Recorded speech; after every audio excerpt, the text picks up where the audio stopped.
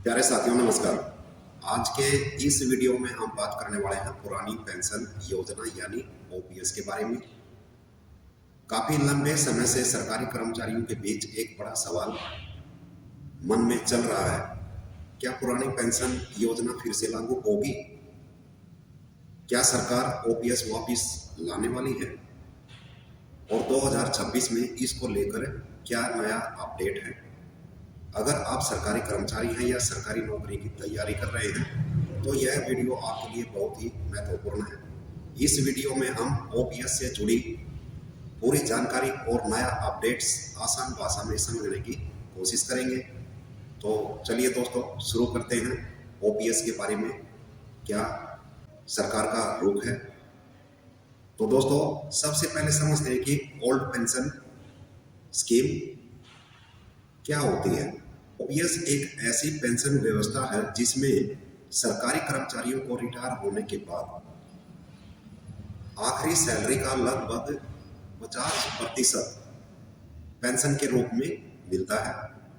इस पेंशन में हर साल डीए महंगाई भत्ता भी बढ़ता रहता है। इस योजना में कर्मचारियों को पेंशन के लिए अलग से कोई पैसा जमा नहीं करना पड़ता, सरकार ही कर्मचारियों को पूरी पेंशन देती है दोस्तों। लेकिन साल 2004 में केंद्र सरकार ने ओपीएस बंद करके नई पेंशन योजना शुरू की थी जिसे कहते हैं नेशनल पेंशन सिस्टम यानी कि एनपीएस। अभी एनपीएस क्या है इसके बारे में जानकारी ले लेते हैं दोस्तों। एनपीएस में कर्मचारी और सरकार दोनों हर महीने सैलरी का एक हिस्सा जमा करते हैं जिसमें कर्मचारी का योगदान रहता है। यह पैसा शेयर बाजार और अन्य निवेश में लगाया जाता है। रिटायरमेंट के बाद जो फंड बनता है उसी के आधार पर पेंशन मिलती रहती है। इसका मतलब यह है कि एनपीएस में पेंशन निश्चित नहीं होती, यह बाजार के रिटर्न पर निर्भर करती है। इसी कारण कई कर्मचारी एनपीएस की जगह फिर से पुरानी पेंशन योजना लागू करने की मांग करते रहते हैं या मांग कर रहे हैं। ओपीएस पर अभी नया अपडेट 2026 में क्या आया है। अब बात करते हैं सबसे बड़े सवाल की।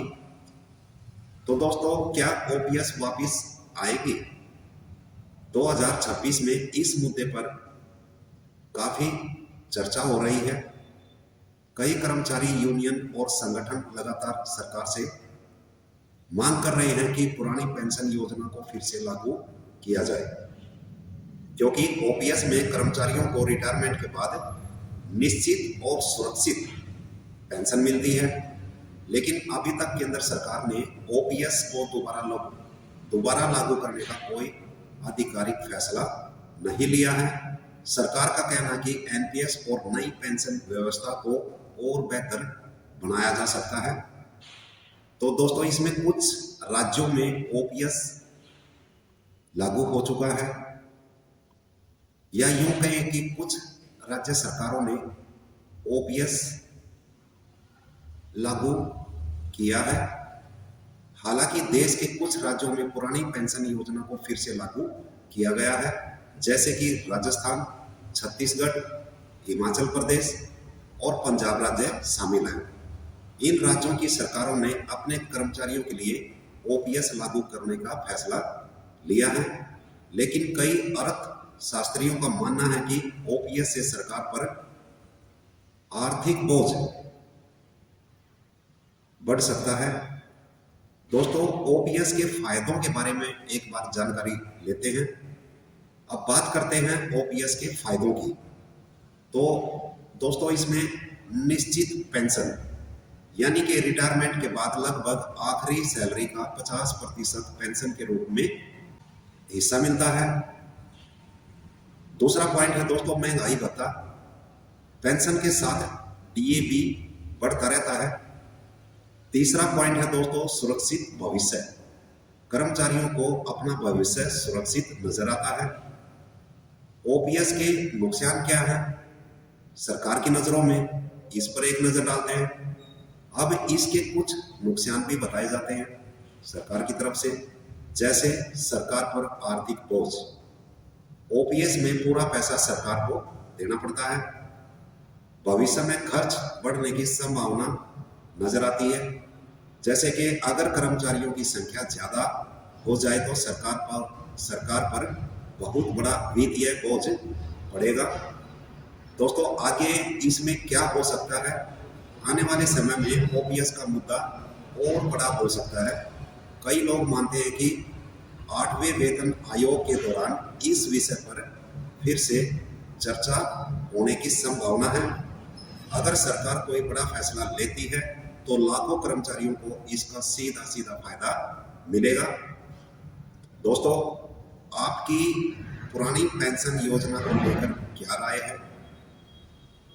क्या सरकार को पुरानी पेंशन योजना वापस लानी चाहिए या एनपीएस ही बेहतर है? अपनी राय कमेंट्स बॉक्स में जरूर रखिए। अपनी राय कमेंट्स बॉक्स में जरूर दीजिएगा। अगर आपको यह जानकारी अच्छी लगी हो तो वीडियो को लाइक करें, शेयर करें और चैनल को सब्सक्राइब करें। जय हिंद।